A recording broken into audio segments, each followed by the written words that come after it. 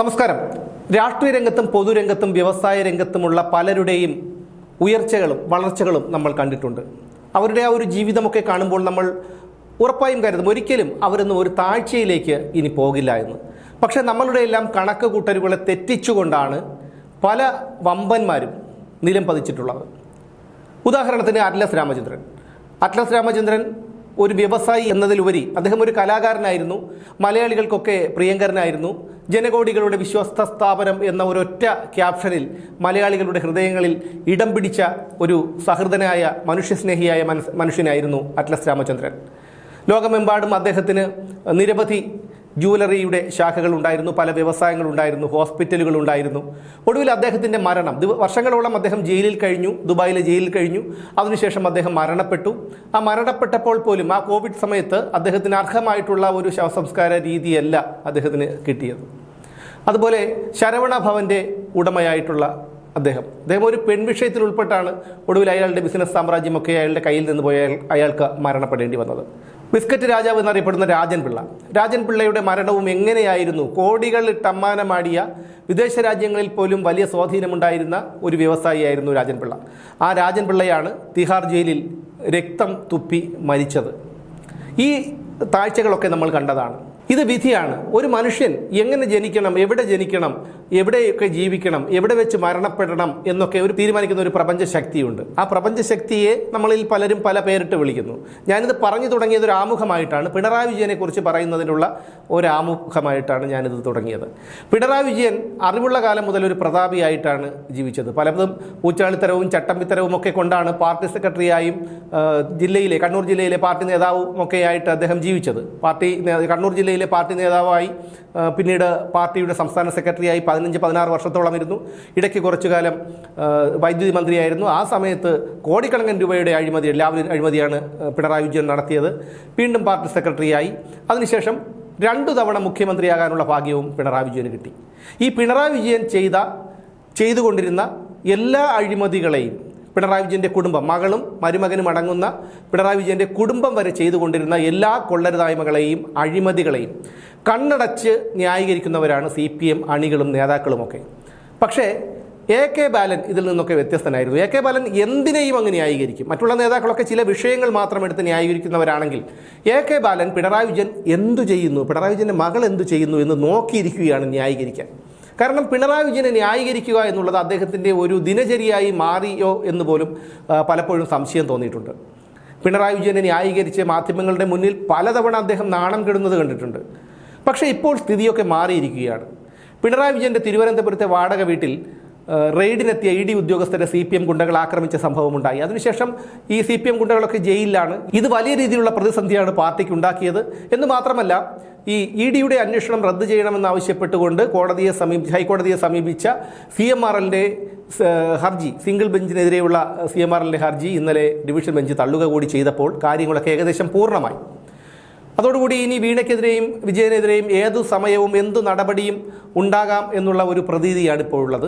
ചോദ്യം ചെയ്യലുണ്ടാവാം, അറസ്റ്റ് ഉണ്ടാകാം, ജയിലിലേക്ക് പോകാം, ഇത്തരത്തിൽ എന്തും സംഭവിക്കാം എന്നുള്ള ഒരു ആകാംക്ഷ കേരളത്തിലെ പൊതുസമൂഹത്തിന് മുന്നിൽ നിലനിൽക്കുന്നുണ്ട്. പക്ഷേ കാര്യങ്ങളൊക്കെ ഇപ്പോൾ മറിഞ്ഞിരിക്കുകയാണ്. പിണറായി വിജയന് അധികാരം നഷ്ടപ്പെട്ടപ്പോൾ ഒരു കീറക്കടലാസിൻ്റെ വില മാത്രമാണുള്ളത് എന്ന് നമുക്കെല്ലാവർക്കും അറിയാം. കാരണം പിണറായി വിജയനെതിരെ പരസ്യമായി ഒരു വാക്ക് പറയാൻ പോലും ധൈര്യമില്ലാത്തവരായിരുന്നു CPMൻ്റെ നേതാക്കളും സാധാരണക്കാരായ അണികളും പോലും.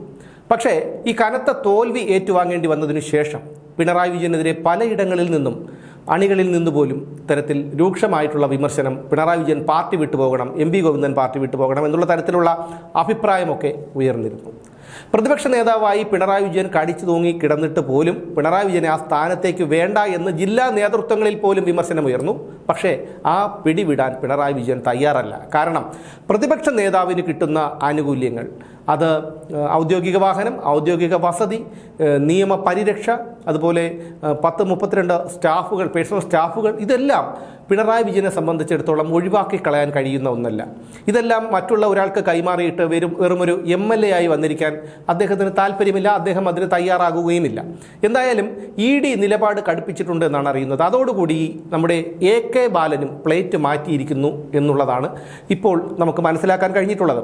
ഇന്നലെ AK ബാലൻ മാധ്യമങ്ങളെ കണ്ടു.